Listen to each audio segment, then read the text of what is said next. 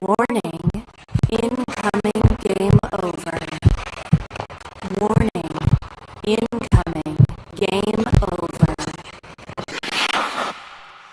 Well, hello again, everybody. Welcome back to Game Over Toronto and Game Over Ottawa. That's right, it's a special crossover edition for the Battle of Ontario as the Ottawa Senators shut out the Maple Leafs 3-0. A fairly listless performance by the Maple Leafs, I'll say, and a fairly dominant performance by the Senators. We'll get into everything here. Lots to talk about, lots to break down from both sides, and just, about the game in general. My name is Dominic Jones. I'm from Game Over Toronto, and with me from Game Over Ottawa, we've got Nick Robinson. Nick, good to talk to you tonight. I bet you're feeling a lot better than I am right now. Yeah, I think that's a good way to put it. Probably a big difference between the two of us right now. But no, happy to be here. Happy to talk to you. I always like to sit down with a rival and get some banter in. So let's do it. Yeah, absolutely. I'll start by just asking you, what did you think overall of this game from a Sens perspective and also from a Leafs perspective? Yeah. Well, I'll first start a little personal anecdote. So Dominic, by admission, I am born and raised in Toronto. So these are big ones. Yeah, these are big ones for me when you've got all the friends as Leaf fans. So this is a big one for me every time it happens. But I honestly don't, from a Senators perspective, I don't think you could have asked for much more than what transpired there. Just really, really dominant 60 minutes. And, the Leafs had some looks, particularly when they were on power plays throughout the game. They were pushing there when they had the net empty, but clearly from a Toronto perspective, I think you can tell there was no Austin Matthews in the lineup tonight. Yeah, I think that's what stood out to me most for the Leafs this was the first game. Austin has missed a couple of games. Now, this was the first time where I felt like they missed him. The other games, everybody kind of stepped up. Everybody was pulling their weight. This was a game where I felt like they were missing both Austin Matthews and Max Pacioretty because, Austin has that game-breaking ability where he can step in. He'll score a big goal when you need him to. And Patches has been a guy who's kind of been the glue, keeping everything together. And you notice as soon as he comes out of the lineup, those lines start to feel a lot more shaky. There's a lot more sort of uncertainty there once you're missing those two guys. And this was a game where it felt like you needed more from everybody, and you can't help but wonder what Austin Matthews could have brought to this game had he been there. But of course, he wasn't, so there's no point in dwelling on it, much as I think Leafs fans might find ourselves doing.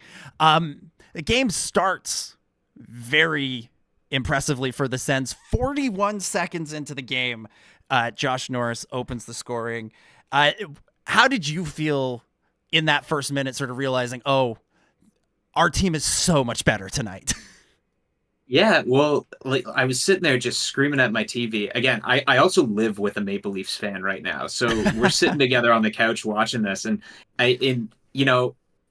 perhaps in Toronto, they're maybe not so familiar with some of the Senators players. Like, I feel like Josh Norris is a guy like a lot of people outside of Ottawa don't talk about or something like that. Mm-hmm. But I'm sitting there just screaming the whole time they're going down the ice, like, give it to the shooter, because Josh Norris got that deceptively good release on him. And, from a Toronto perspective, it's not the guy you want to have that good of a look 40 seconds into the game. It was a complete breakdown on their end. I think it was Nylander and McMahon sort of got in each other's way. Yeah, Nylander, McMahon, and Riley all kind of wound up in exactly the wrong spots to be. Yeah, no, and like full credit to the Senators because they really made the most of that rush, quickly got up the ice 4v2 and really got the puck in a good position. The Anthony Stolar has been so good early in the season, so I think that was really key that the Senators got that early goal, got to him early, and because I think it just gave them a really good jolt of confidence from like minute one. Yeah, absolutely, and it was indicative of, I think, how the game was going to go from a Leafs perspective as well. Because like you said, Nylander, McMahon, and Riley all kind of get caught in the wrong place. There's a little bit of a pileup at the Senators' blue line, leading to a situation where you have Oliver Ekman-Larsson back, joined by Max Domi, who is about the last forward on the Leafs team, other than maybe Ryan Reeves you want on a back check, because God love the kid, and he's struggling, but he's not he's not the most reliable defensively. My co-host Zach could go into great detail about that and about his struggles this season. But it kind of set the tone that Ottawa was going to make the best of their chances, and consistently put themselves in positions to win, to succeed. And the Leafs just kind of bumbled everything. I think the Leafs kept falling back into old habits. I think that where Mitch Marner has been doing a much better job of shooting the puck. Then that was a kind of a meme early in the season, was that he would pass and never shoot. In the last couple of games, he's been shooting, and then in this game there were a couple of points from like, shoot it, Mitch, please, for the love of God, shoot it, Mitch, and he didn't. The power play, you can't expect to score it the way they've been scoring for the last couple of games, but they kind of fell back into they fell back into not being as effective. They got stuck in the neutral zone a couple of times, couldn't get the kind of entries that they need, and they just sort of fell back into their old habits. Whereas it felt like the Senators were elevating their play, and something that they talked a lot about on the broadcast was, this is a team that feels poised to take another step. And, they're in a position where I think now they would be fourth in the Atlantic or close to it, or either having leapfrog Tampa or in a good position to do so. And, some of those teams at the top of the Atlantic are getting ready to fall off. Hopefully not the Leafs, but, Boston and Tampa, they can do it. And Ottawa looks like they might be, of the hopefully up and coming teams in the Atlantic, they look like they're best positioned to make that jump. Is that something that Sens fans are feeling? Yeah, well, it's really just the highs and lows of the Senators season. I was at the game at home last Thursday against the Islanders, and the Senators lost 4-2. And the vibes after that game were like terrible, because it just, a lot of people just saying, same old team, falling into the same habits. And that was coming off a loss to Buffalo the game before. And the vibes were not good. But to respond the way they did, beating Boston on Saturday, and now in Toronto to, really dominate a game for 60 minutes, it's just, you don't want to jump and say the team's turned the corner, because they've just really flipped and flopped early on in the season. They're 8-7 now, right? It's like they're barely creaking over 500, but if you're looking at sort of the body of the performances, like, aside from a couple of games, I'm pretty pleased with what I've seen. Like, this is, I'd say tonight was probably their best full 60 of the season. Toronto is absolutely no slouch of a team. I'm not one of the Senators fans that likes to big up and overreact. I wasn't, saying the last few years that they were ready to jump the Maple Leafs and leapfrog them, because I honestly didn't feel like that they were in a position to do that. But, and I still don't feel that way. But I think you're seeing just sort of a bit of an evolution of the Senators at this point, because I think, based on the play tonight, the Senators have won 4 straight in Toronto now, but I don't feel I hadn't truly felt like that they had been able to really compete with the Leafs. Whereas tonight I sort of felt like they were ready to compete with the Maple Leafs. Again, that's a Toronto team minus Austin Matthews. That's a huge piece of it. But I'm pretty pleased, having just watched that 60 minutes, and honestly just can't wait to watch the highlights again later, because that's, it's great. They look great tonight. Mm-hmm. And if we take a look at things from a coaching perspective, how are you feeling about Travis Green and what he's been getting out of his club so far this year? Yeah, well, I think you saw it all on show tonight. It just really solid defensively. The Senators have been such a wreck defensively the past couple of seasons. The goaltending, hasn't helped them or didn't help to bail them out in seasons past. It's been a talking point, I think, in a lot of markets, especially Ottawa, the goaltending so far this year, because Linus Mm. Ullmark just hasn't found any real consistency. But hopefully, with his first shutout now as a Senator under his belt, that's a sign of things to come. But I mean, you look at it again, Toronto fans won't have watched much of the Senators this year, I imagine, but um, they just look different. They look a lot more solid. They don't look as panicked as they do when they get hemmed in, as they did in years past. And I think you're just seeing a sort of evolution of the players like Tim Stützle, who I thought had an unbelievable game tonight, and guys like Brady Tkachuk. Really just taken another step, and I think that's so big. But really, full credit to the new coaching staff too, because it looks like they've really gotten home like a message to the players about being responsible defensively and just sort of trying to take that next step and be pros.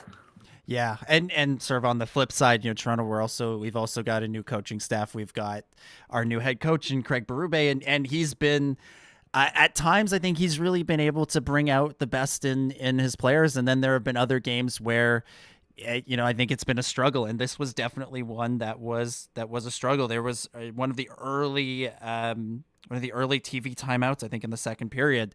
Berube was really trying to get William Nylander and Max Domi and to a lesser extent Bobby McMahon going, trying to get that line to produce the way that we saw that they could earlier this year, and ultimately just nothing came from it. None of those guys could really get going. Domi had a good chance late.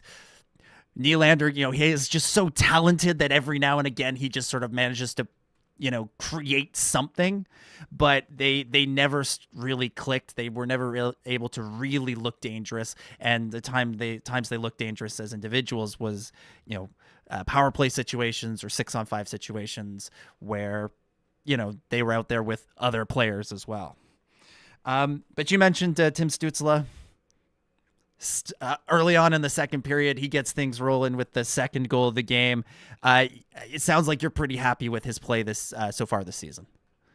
Yeah, it just looks completely right back to where everybody sort of thought he was going 2 seasons ago when he put up 90 points. Took a bit of a step back last year, but I think just even like I personally wasn't down on the player at all after last year. It just was clear to me that there was a bit of an issue, whether it was injury or just confidence related with the team. But I mean, I'm looking at the stats like from tonight. They're putting the sort of the game score impact cards out now, and it just it looks like when I was watching, it looked like to me that the Leafs were really trying hard to get the Riley and Ekman Larson out against him, and I don't think for a single shift that matchup sort of worked for the Leafs tonight because. I mean, to me, it just looked like Tim Stützle was able to really influence the game every time he was on the ice, except for with the empty net. He curiously couldn't figure it out there. Neither could any of the Senators, to be fair. That was one of the weirdest things I've ever seen. Like it's for as much talk as there was about empty nets coming into this game, to then see the Sens miss. I counted 3. But I may have miscounted. They could have been 4 or even 5 like chances where they could have ended this one. They could have wrapped it up. And I mean, they did. They won 3-0. So in the end, you can't really complain. But there were a couple of real strange missed opportunities. I felt like that it was just an little odd note for the game to end on, despite the otherwise stellar performance from the Sens. Yeah, I mean, and that's another like coaching thing, right? That I'm sure Travis Green's gonna give it to him about that, and whether it's in practice or post game tonight, right? It's another thing about like sort of just the professionalism. Mm-hmm. You just ice the game, get it over with, even if it's 3-0, you're feeling comfortable. Yeah. Because Toronto was pushing, trying to get back into it. Mm-hmm. Obviously the likelihood was pretty small at that point, but again, and you could see it. TSN and I. Kept putting the camera on the bench. And I think Mike Johnson pointed out too on the broadcast. Yeah. Just, Travis Green was obviously a little bit annoyed that they just couldn't put the game to bed at the end. But, it's another thing that they're going to have to continue to grow and, figure out as a team. Yeah. So it's but at the end of the day, if you're nitpicking the play with the empty net and trying to kill the That's game, I guess it's a pretty solid performance, right? yeah, that's a pretty good place to be. Yeah. Yeah, and it also is like just a weird NHL hockey player thing in general, where they almost treat scoring on an empty net like it's some sort of bad thing. And I get it. Like there's an element of like, it's too easy. You don't want to look like a goal suck, but at the same time, you need to win the game. You need to end the game. And yes, 3-0. You don't need to necessarily push for it the way you do in a 1-goal game, but still just put the icing on the cake. Just make it 4-0 and send everybody home. And don't make Matthew Nyes take a cross-checking penalty in there at any point. Yeah, exactly. Yeah, and we had Michael Amadio also scores in the second period. Another like sort of 2-on-1, a situation with Oliver Ekman-Larsson being the only guy back. I'll say, I think that speaks well of OEL that he's always the guy back, but it does make you wonder about the Leafs team defense, which was something I was praising earlier in the year, that he's the only guy who remembers, oh right, back checking, because Riley on the first goal, Jake McCabe on this goal, they were trying to pinch and there was no forward there coming back to try and bail them out, try and help them out, except on the first play with Max Domi. And Amadio just played that 2-on-1 perfectly. He looked past, and then shot it. And Stolarz, who I think was following his eyes, was expecting that pass, and steady faced a nice shot that went right by him into the back of the net. Pretty nice goal for, a former Leaf, albeit who only played about 3 games, I think. So not quite as tortuous as some of the times when ex-Leafs score on us. Yeah, I mean that's probably one. Like I watched it a couple times at the moment. I feel like I have to watch it again, but I felt at the moment like it was one that Stolarz probably would have wanted back. Yeah. It wasn't exactly a snipe by Amadio, but like you said, like he played the 2-on-1 really, really well and just sold the pass good. Yeah, good revenge game for Amadio and Gregor, some of the lesser featured Maple Leafs. Yeah, of the last couple of years. Yeah, Noah Gregor's one. I sort of forgot. Oh, that's where he wound up, and there he was killing penalties and not letting the Leafs through. And one thing I will say about the Sens, they stepped up every opportunity, every time they needed to. Every penalty, every power play that the Leafs had, even when it was Brady Tkachuk taking a puck over the glass penalty, which has to be the most frustrating penalty for anybody to take. There they were able to shut things down, and to their credit, that's what good teams do, is that when they cover for each other, essentially. When mistakes like that happen, they step up, and the rest of the team steps up and said, okay, our captain goofed. We're going to cover for him. We're going to make sure this doesn't become a talking point of Brady Tkachuk put the puck over the glass. The Leafs come back. That begins the comeback, and then maybe we're having a different conversation that I'm happier about after this game. So quality play from the Senators across the board. Any other sort of things jump out at you from the game overall? Any sort of big things that you wanted to make sure we hit before we move into the second and talk a little goaltending?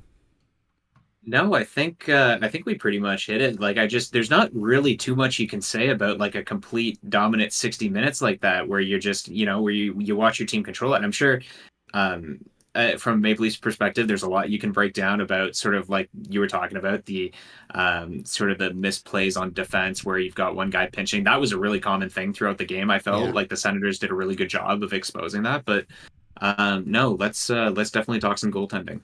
All right, so we'll move into our second period here, and as we do that, we want to, of course, remind everybody to make sure you're checking out Hyperdrive Hockey if you're looking for a good hockey podcast that covers all things hockey, not just the specific teams that we cover on Game Over. Make sure you're listening to Hyperdrive Hockey. You can find it on the main Game Over YouTube channel. You can find it in all of your podcatchers that cover the NHL, the PWHL, all things hockey. It's a great show. Do make sure you are listening. It's our flagship here at the Game Over Network. So I thought for the second period we could touch on touch on goaltending, because I think both teams are in an interesting place with goaltending. Sens bringing in Linus Ullmark, one of the, I'd say one of the more high profile off-season moves, and one of the more high profile goalies in the league, especially after he had that whole bromance with Jeremy Swayman in Boston. And the Leafs, certainly nowhere near as high profile a move, but perhaps as impactful a move was the signing of Anthony Stolarz, who I think we could say is probably about the only Leaf who had a good game tonight. I'll throw it to you. We'll start with Ullmark. What has Linus Ullmark meant to the Sens so far this season? How have you been feeling about his role and performance with them so far?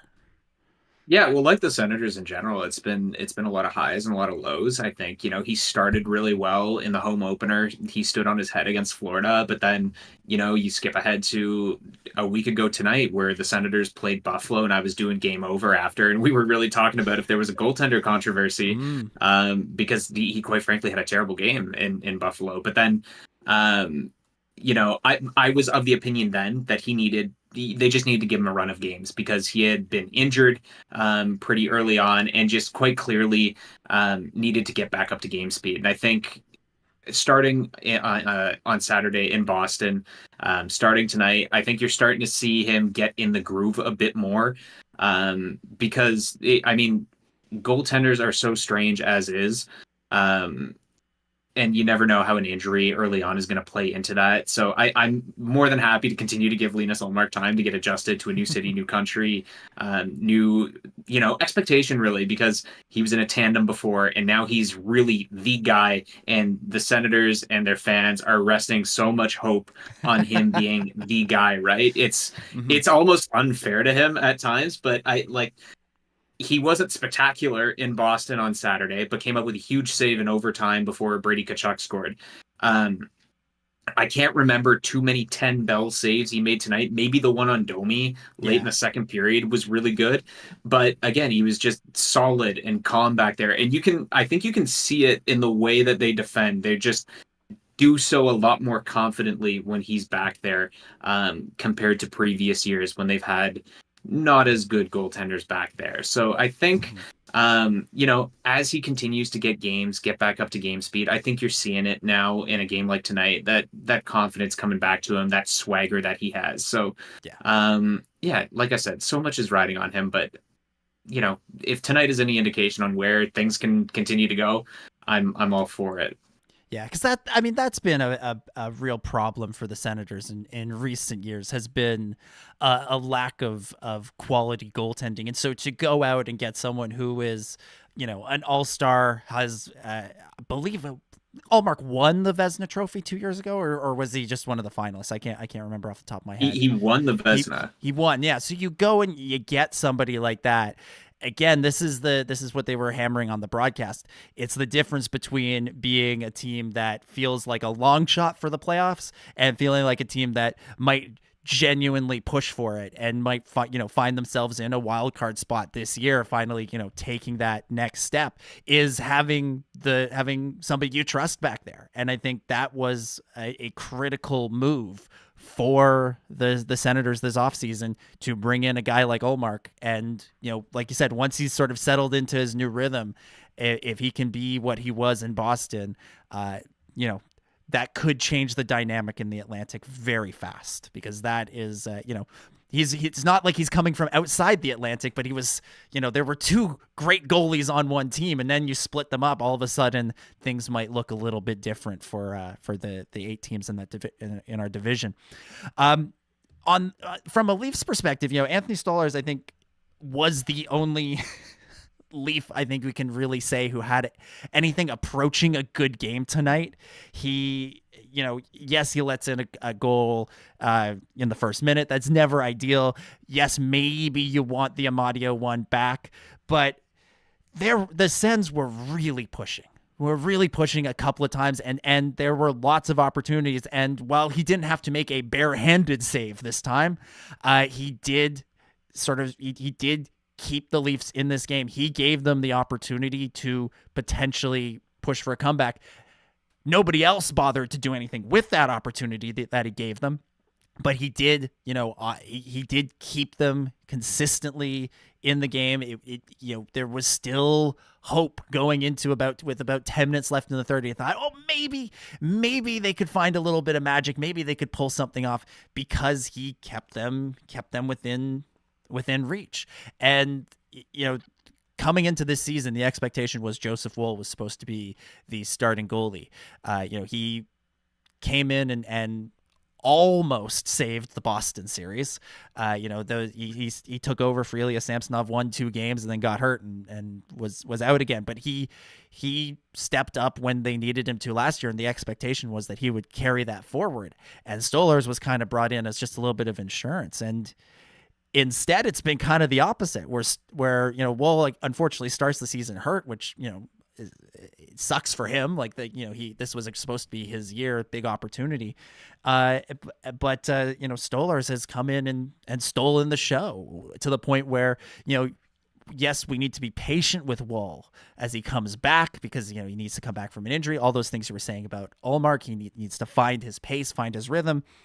Instead, you're kind of looking at Stolarz going, I don't know if I want to take him out of the net for too long. You don't, on the one hand, you think, well, Woll needs a stretch of games to find his feet, find his sea legs, be ready, get up to game speed.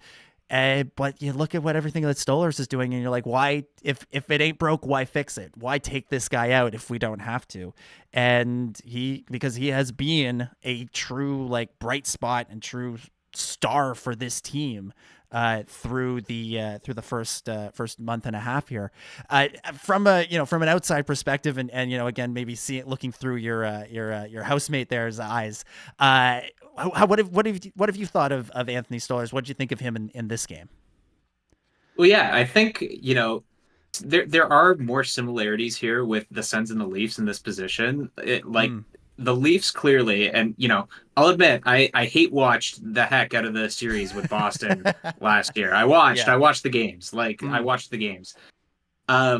When Joseph Woll came in and started playing well for them in that series, you could see that switch, sort of like you've seen with the Senators at times early on this season. When you get good goaltending, you just play a bit more confidently. You're more confident in your defense. And I think there's been a bit of that. I haven't this was the first full Leafs game I've watched this year, this regular season. But just from what I hear, from the clips I see, things I've been hearing and about Stolarz, again, the Leafs, like any other team, you just play a bit more confidently when you have that good goaltending. And tonight, Anthony Stolarz was probably the only reason the Leafs made it out of the first period down just 1-0. Mm-hmm. On other nights, I'm sure when you get those saves, you probably get a bit more of a response than the Leafs did tonight, or at least you hope you would. But again, when you get that good goaltending, it sets you up to do so much better. It's just one less thing to worry about, right? Yeah, that's how I see it. I draw a lot of similarities there, and just sort of that confidence factor with the Maple Leafs and Senators when you're looking at the goaltending position.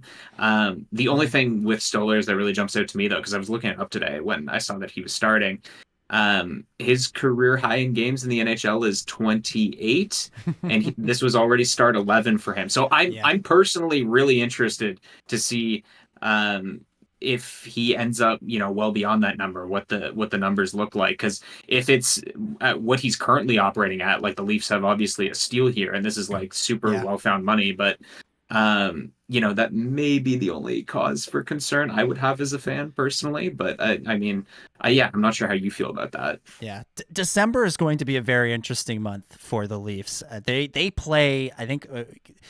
Zach and Lauren and I were going through the schedule the other day, trying to figure out who was going to host what shows, and we realized they play a lot of games in December.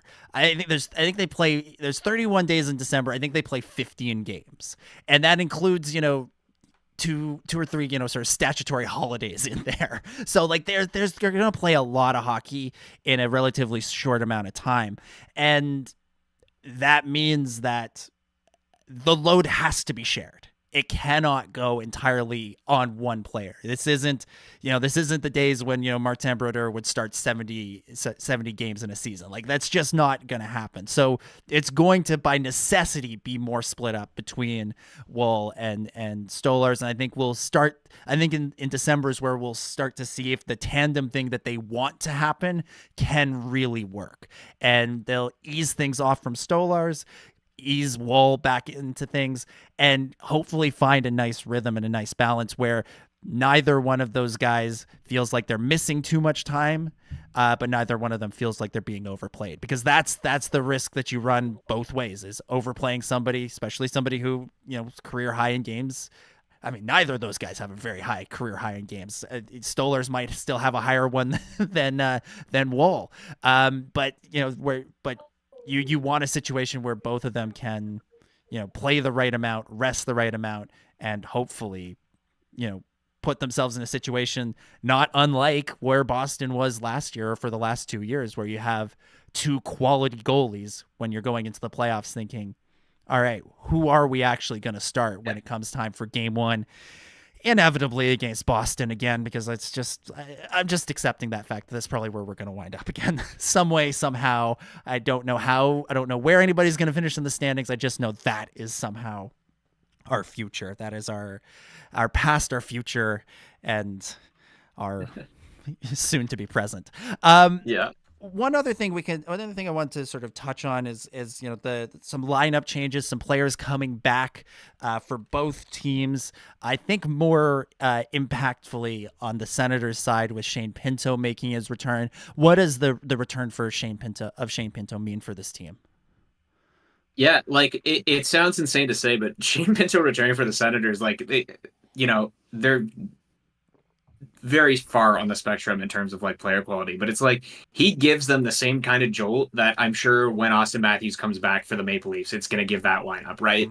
The Senators, they showed the stat during the broadcast that the Senators click at like well north of 100-point pace in the games over the past 4 seasons that they have had all three of Josh Norris, Tim Stützle, and Shane Pinto in the lineup.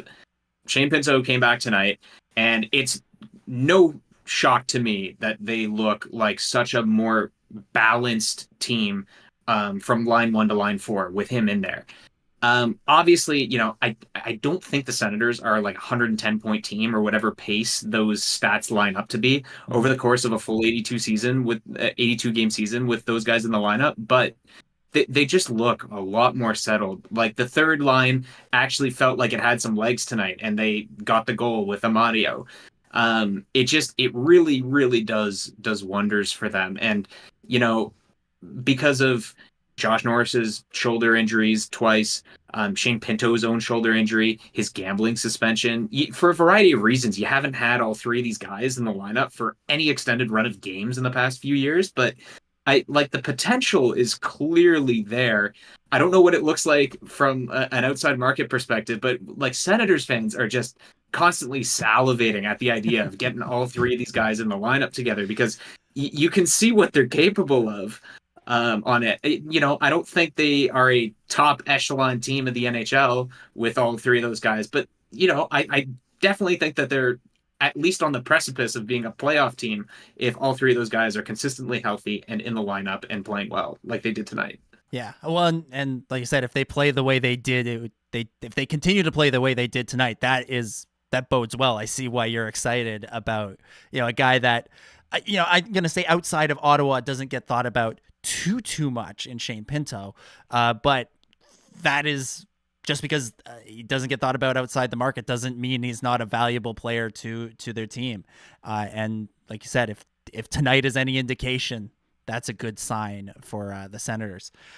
From a Leafs perspective, coming into the lineup, not quite the same level, but Connor Dewar made his season debut. Not much in terms of impact, I'll say, but also the expectations I don't think were too high for him. Where the interesting question comes is when Matthews is back, and hopefully Max Pacioretty, hopefully again won't be out too long, but especially with Matthews coming back. somebody is going to get forced out. This is something that we've been sort of monitoring for the first part of the season as Dewar and eventually Kelly Yarncroc come back. One or two players on the team in that bottom six or middle six is going to get forced out. And unfortunately, Pontus Holmberg has seemed like the guy who has the kind of target on his back. And tonight he did not do himself any favors. Early on in the game, he took the first penalty where he held on to the puck for too long, fell over, lost the puck, and then tripped a guy as he was trying desperately to get the puck back. Does not bode well for, I think, his longevity in this lineup. But, Dewar being back does, and eventually Matthews being back, will force some decisions. And Yanni Hakanpää is not too far away either. And that's going to create more immediate interesting questions on the back end, because the obvious guy to come out is Connor Timmins, but he's been playing pretty well, or he's been playing so well this season, as the third pair defenseman, that you don't really want to take him out, which is surprising. He was the guy I think most Leafs fans had kind of written off, even perhaps more so than Timothy Liljegren at the start of the year. And yet he has played his way into there being like a question of should he come out or should it be somebody else, because he's played that well. And again, not many Leafs had a great game. If Anthony Stolarz is the first star for the Leafs, perhaps the second star is Connor Timmins. He drew a couple of penalties. He was playing pretty well on the back end. You don't necessarily want to look to take that out of the lineup. And yet there is the looming massiveness that is Yanni Hakanpää that could, that I think Craig Berube just looks at and sees the stuff of dreams coming true for him at least. So it'll be interesting to see some interesting questions coming up for the Leafs and their lineup in the next couple of weeks. Let's move ourselves into the third period. As we do, if you're listening live, make sure you're throwing in some questions and comments. We'll get to them in our fourth period or the overtime period. This chat's been fairly active. Lots of interesting comments. We'll get to some of them as we get into overtime. So make sure you do that. And if you're looking to support Game Over, there's lots of ways you can do that. There is merch available. If you go to the website, thegameovernetwork.com, you can see all the merch. There's merch for each team, each show. There's stuff for Game Over Toronto, stuff for Game Over Ottawa, stuff for all the markets. There's the goalie gear, there's skaters gear. It's good stuff. There's t-shirts, hoodies. It all looks great. GameOverNetwork.com is where you can find that. And if you'd like, there's also Patreon, there's LaRouche. There's ways you can support financially more directly if you want to support the stuff that is being done here at Game Over, if you enjoy what's being done on any or all of the shows. For the third period, this was something that I will say we planned to talk about this before they spent a fair amount of time talking about it on the broadcast, and that is the Battle of Ontario as a concept.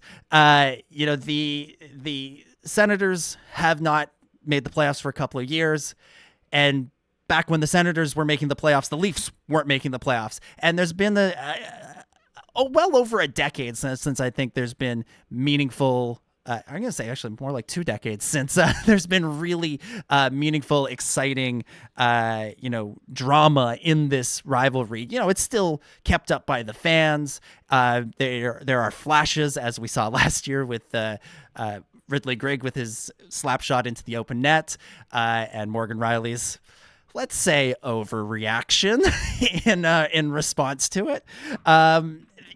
So there's flashes of it, but I'm going to sort of reveal my age in this statement, but growing up, every year, this is how the season ended for me. Every spring came around like this. The Leafs would make the playoffs.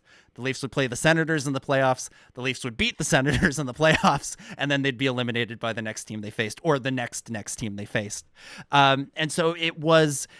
The rivalry felt real. The players hated each other. The fans didn't really like each other. There was a real sort of tension and tenacity there. And as we went through eras where the Leafs weren't great and then the Sens weren't great, that kind of went away. And we're left sort of more with the memories of those rivalries to keep the fans fueled up. and less so with what we're seeing on the ice. From your perspective, Nick, like where does the Battle of Ontario stand as a concept, and what needs to happen to bring us back to those, glory days of truly hating each other? Yeah, it's a good question. It's always, I think, a fascinating debate, especially now. Look, I'll preface this. I'm coming up on 25 years old. So I didn't live through, as an active hockey fan, the heyday of the Battle of Ontario rivalry in the early 2000s. I got into hockey sort of just right after. Yeah. See, it was my formative years. It was my formative years as a Leaf fan. Was those Sens, all those Leaf Sens series. Yeah, and I think looking at it now, there's a lot of debate always on Twitter. I'm sure you see it too. Look, I think you'd be crazy at this point to suggest that this game, it obviously, I think, means more to the Senators at this point, the Battle of Ontario. I think it's very clear that it does, and it has now for years. It matters more to Ottawa. Quite frankly, I think that's just because Toronto is an older team. They have more storied rivals in Montreal, Boston, whoever else you want to throw into that mix. Toronto just has more historical ties, and especially with the recent history with the Bruins, it just really amplifies that one. Those are the ones that jump out to me. The Senators, I think you got to look at it like from our fan perspective. We're so often like the little brother because we're the smaller market in between the two media circuses that are Toronto and Montreal. So obviously, I think, especially now, this game is always going to mean more to the Senators. I think it does definitely to the players, and I think you see that because even I'd say in the past 5-6 years, where the Senators, for a lot of that, have not been good at all, yet they have found ways to consistently always frustrate the Maple Leafs in the last few years. And, again, I think that's just really telling that this means more to the players in Ottawa than it does Toronto. I get the sense, and I did tonight, that the Senators, big players like Stützle, Giroux, Tkachuk, they come into a game with the Maple Leafs like, okay, this is a big one for us. We have to go out there. We have to perform. We have to win. Obviously, any professional athlete is going to go into any game, hopefully, with that kind of an attitude. But I think the Senators just have that extra gear when it's Toronto. Whereas I think Toronto doesn't have it in them to that degree for the Senators specifically. Yeah. That's at least how I feel, how I see it. We'll see how this continues into January, because I think it's really interesting now with the both teams have new coaches. The Senators are really hoping to disrupt now. They finally look competent enough that they maybe can disrupt the Atlantic Division a bit. I'm going to the next Battle of Ontario in January in Ottawa. I committed the ultimate act of betrayal this morning and bought 8 tickets for me and 7 Leaf fan friends to go to that game. So again, I'm disgusted with myself for doing it, but I'm looking forward to it because, for us Senators fans, people in Ottawa here, this game just means more to us, I think, than it does to you guys. Yeah. But correct me if I'm wrong, but that's at least how I see it, having lived in both markets. No, I think to your point, I got an email today, in my inbox from the Leafs. They're just sort of the general, email that they send out to everybody on their mailing list, said tickets still available for tonight, for this game. And so, again, there was a time, again, during my sort of formative years as a fan and in the immediate aftermath of that, where, the Leafs Senators ticket, that was the ticket to have. That was what you wanted. You wanted to see that game. You wanted to see that rivalry. And it's tailed off. It's faded off, I think, from a Leafs perspective. Charlie in the chat makes a good point. Sens and Leafs have both been in the playoffs only twice in the Cap era. I believe he says, someone double check that. It's 200% off the top of my head. Tough to maintain a real rivalry with that. And that's true. Like we were saying, neither team has been good at the same time. And so where rivalries are usually where they usually come from is the playoffs, because that's those games that mean the most. And so you're right. I think Leafs fans again view Boston as the ultimate rival because of just the consistent losing to them in the playoffs, starting in 2013, continuing 2018, 19, and then of course last year. That is where I think that we direct our ire, and I think that's a feeling that perhaps Senators fans can relate to, because much like the Senators always lost to the Leafs always lose to the Bruins. So there is maybe a little bit of a one-sidedness of like, oh, we just want to get those guys. We really want to get those guys. And the other side is like, we like beating you. This is nice. It's all right. And so I think there's that element of it that brings it up. And then again, you think of like, what are the hottest Leafs tickets? Again, Bruins is the top one. Oilers is a big one because of the McDavid Matthews thing. And then you start getting into Tampa because of the 2 years, the back-to-back series there. Florida because of the second round calamity that took place a couple of years ago, and the whole "we want Florida" thing that happened around that series.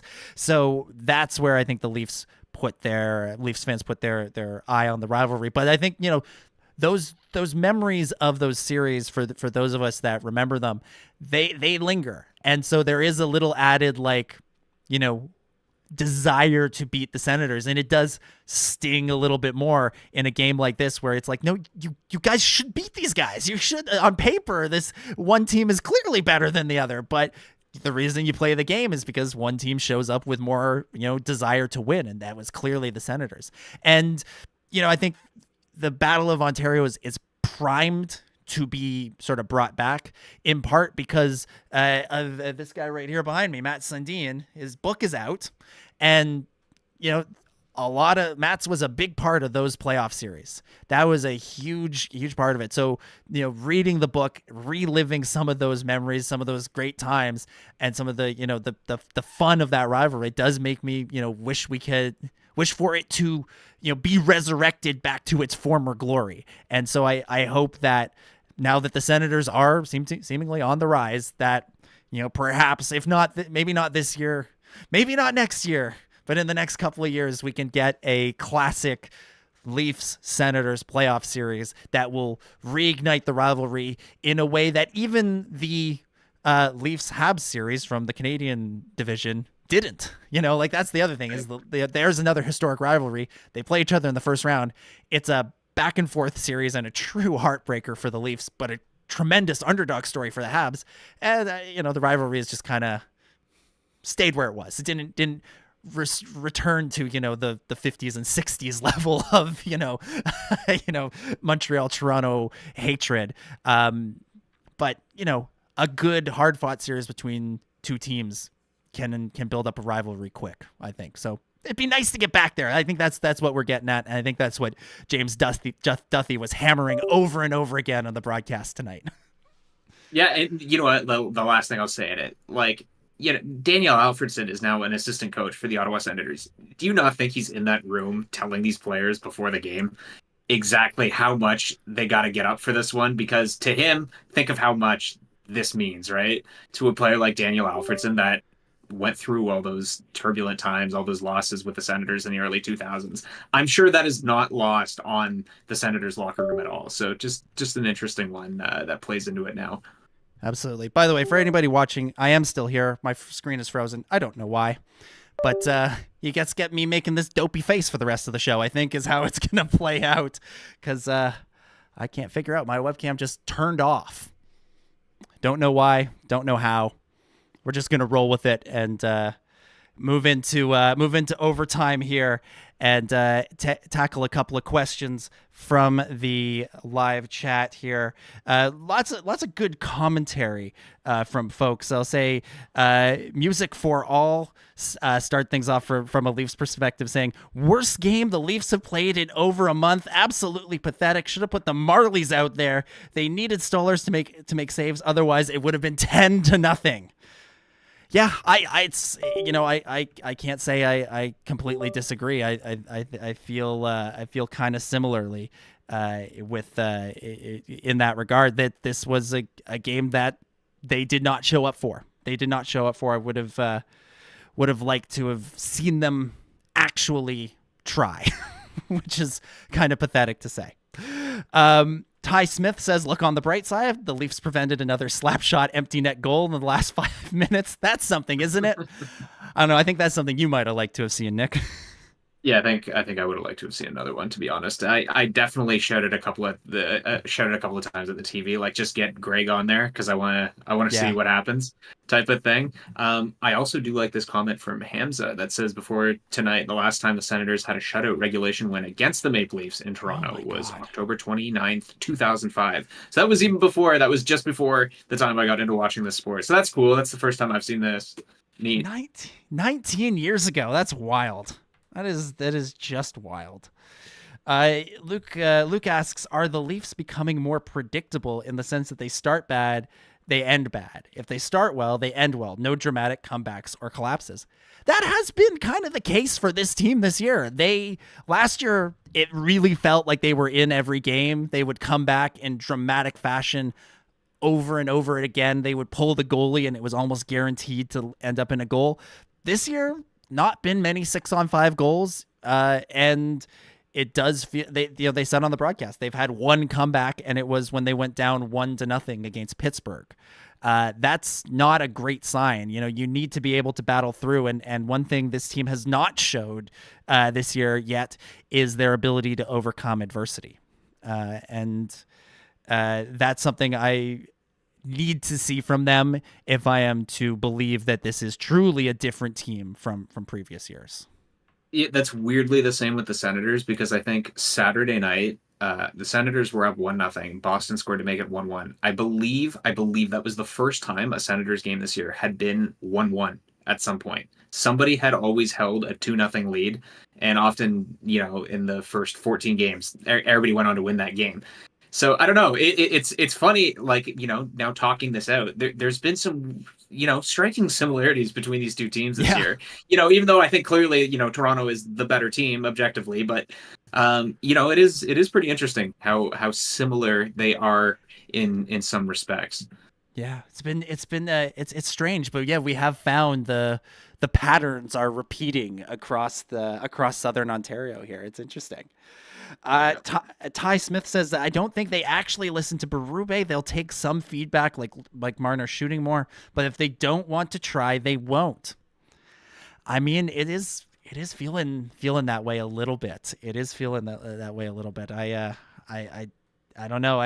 You hope that Berube will get through to them. I think there has been a bit of a push and pull between the players who got really used to doing things one way and Berube who wants to do things a specific way. And they haven't quite yet found the harmony that you need to win. So it's interesting where they're coming from here. And Ty also says that's okay. Give those Leafs fans the tickets. Sens fans have 41 home games to choose from. Most would rather see a real hockey team like Utah than waste their money on a Leafs game. Damn. Hammering. Yeah, fair enough. Hammering. I'm only going because everybody wants to come into town to see me and go to the game. Like I'm pretty much a vehicle for these friends to get to the game at this point, a place to stay so that they can go on the road and watch them play. I get it. They're their Airbnb and their Uber all in one. Pretty much. Oh man, yeah. I will say I'm going to see the Leafs play Utah later this month, so that maybe we will see a real hockey team play in that game. But I think that is about where we're going to leave things for tonight. Nick, it's been a pleasure to tackle this crossover with you. Let people know where they can find you on the internet between shows. Yeah, just at Nikos Nikos Robinson on X. That's where you can find me posting the odd complaint about the Senators. No, it's actually been mostly positive for me this year. I've been liking what I've been seeing for the most part. But yeah, for more of that, you can find me on there. Absolutely. And of course, Game Over Ottawa will be back on Thursday when the Sens take on the Philadelphia Flyers. You can follow me at DominicJ25 on Twitter and Instagram. Instagram is my preferred social network, but I'm trying to get back into the Twitter thing, and maybe I'll follow everybody over to Blue Sky. Who knows? And you can also, if you like Star Wars, check out my Star Wars podcast, The Star Wars Underworld. Lots of interesting things going on in the Star Wars galaxy right now, with reports about what the future of the franchise holds in a cinematic capacity. So do check that out. And of course, Game Over Toronto will be back tomorrow. Lauren and Zach will be taking care of that game as the Leafs take on the Washington Capitals. But thank you everybody for listening. Make sure you're subscribing to Game Over Toronto and Game Over Ottawa and all the Game Overs on YouTube, on your podcast feeds. Make sure you're following at Game Over NHL on Twitter/X, at Game Over Network on Instagram. Like us on Facebook, and follow us on all the various social medias out there to make sure you're keeping up with what's going on with all the Canadian teams and beyond. But that will do it here. Thank you everybody for tuning in, and we'll see you next time.